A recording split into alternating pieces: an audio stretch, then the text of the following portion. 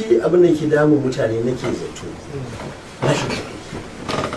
Allah ya kama wani zamani mutane ba su da haƙuri. Yanzu tun da aka zo shi Rufa'i ba mu da matsala da shi, ba ma da gima da shi, ya yi mana biyayya, mun ji daɗi. Wancan lokacin da za a 2023 da ta zo, ai bai zo ya ce da nema yana neman sanata, ai mu ne muka yi masa ɗauki ɗora ɗin da kai da mutanen su suke complain. A shi aka ce ya zo ya ɗauka, kuma mu ɗauki ɗorar da muke fa ba wai a jama'iyya muke ba, kwankwasiya ne. Mu a kwankwasiya ba ma faɗa, ba ma rigima, ba ma kokawa, saboda ƙungiya ce ba jama'iyya ba. Saboda haka abin da muke shine idan zaɓe ya zo, tun da muka kafa wannan jama'iyya shine za mu zo mu zauna. Yanzu wannan zaɓen kwana na 7, tun daga safe sai dai mu tsaya kawai mu je mu ci abinci mai sallah mu dawo. Kwana 7 muna wannan aiki.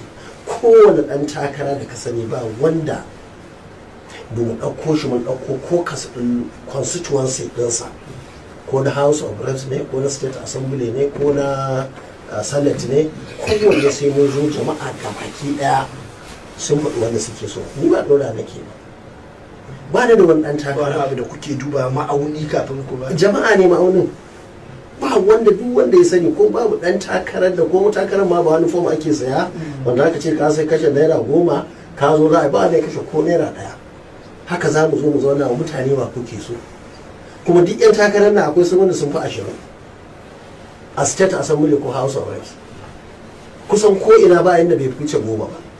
Sai mun zo da mutanen local government constituency, ga na kai inda shi ga sauran jama'a mu tambaye su, in kowa ya ce wani muke so, kai har daga hannu har zaɓe sai an yi a cikin kwankwasiya fa ba fa jama'iyyar NDC ko PDP ko wani abu. A shi haka na hanga me ya faru ya rasa tikiti. Na zuwa ne, saboda haka duka wannan abubuwa ne waɗanda ake yi.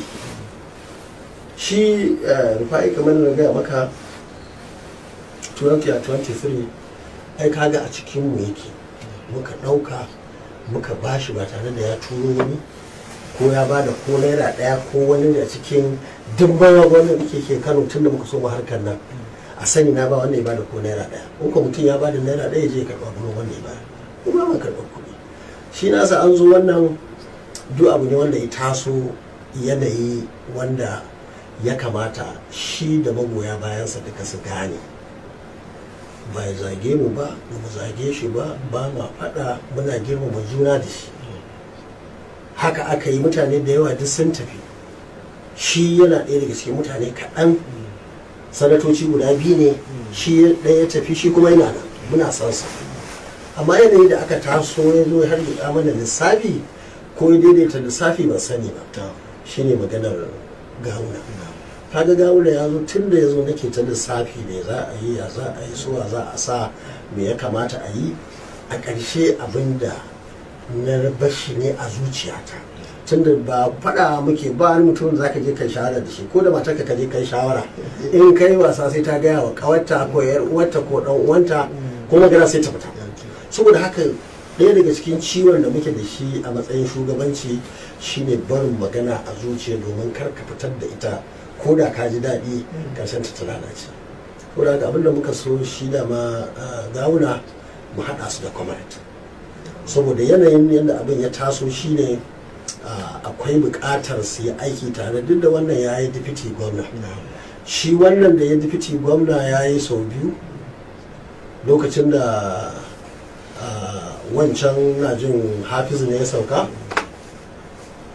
ya ƙarasa lokacinsa, sannan kuma da aka zo zaɓe na 2 na Ganduje, duk da wannan mu ba ma kirga da shi, mun san wuru ne kawai, ba cin zaɓe suka yi ba, amma dai ya yi, to kaga wannan ma mun kirga da shi. Shi kuma wannan yana cikin da aka gama ya dawo, kuma dawo wannan babu wani kwandishin, babu wani ɗan siyasa a Kano yau da zai shigo cikinmu ya ce mun masa alkawari. Babu alkawari. Shi Gawuna kenan. Ba a yi masa alkawari ba, wanda muka taɓa ma ba Gawuna ba. Saboda haka da aka zo abin da muka so ya yi, ni a zuciyata nake ɗaure in haɗa su da ya yake da suna Comrade deputy gwamna da gwamna. Waye gwamnan? Ga shi nan ka gani na yanzu? Na yawwa. To amma shi a ra'ayinsa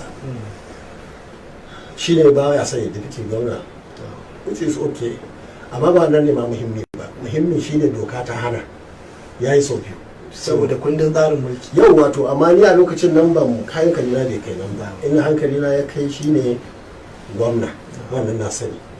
Saboda haka da aka kawo wannan, to ba ma san mu yi wa mu kyale gawuna a yi masa dariya.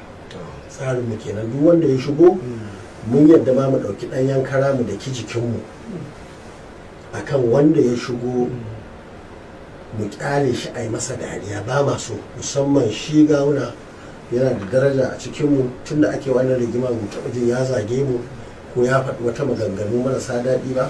Kuma duk inda ya ganni ina girmama ni ba kaɗan ba, a matsayinsa na kwamishina na, ya yi mun kwamishina. Kuma duka magoya bayansa da mu ji wani wanda iya haka daidai abubuwa mun duba. Saboda haka da ya shigo cikinmu shi kenan ya saje ya shiga ciki, muna ma'amala da shi. To ba zai dafi gwamna ba, me zai yi? Aka yi masa ta yin sanata, shi kansa sanata a lokacin nan ya yi ba zai ba, aka zo dai yadda zai yi. Me ya rage? Sai dipiti gwamna. Dipiti gwamna ɗin nan yayin da muka yi, abinda muka so shine Rufa'i. Ni abinda na so a zuciyata, Rufa'i ya yi dipiti gwamna. Shi hanga. Shi Rufa'i Sani Hanga ya yi dipiti gwamna. To lokacin ma da shi yake zan yi ba zan yi ba, ni a lokacin nan ba na jin daɗi, kuma na jin daɗi Rufa'i zai samu kujerarsa. Ko dama ba laifi za mu kwashe. Amma daga baya mun yi magana da daddare, kamar dai an rabu ba zai ba, da safen na son kirawo taron ce ga yadda aka yi. Akalla dai shi an matai ya ce baya so, in aka yi mata dariya mu dai akalla zuciya mu mun ga mun matai ya ce baya so. Amma ba a yi masan ba. Shi ba. Shi hanga. A'a, shi gawuna da muka yi matai ya ƙi karba. Na sanata. Na sanatan da dipiti gwamna. Saboda haka gari zai waye, mu kira taro sai ga mutane sun zo, shi Mustapha ya nuna da su Sagagi sun je sun same shi da asusu ba, sun yi magana ga shi ya yarda.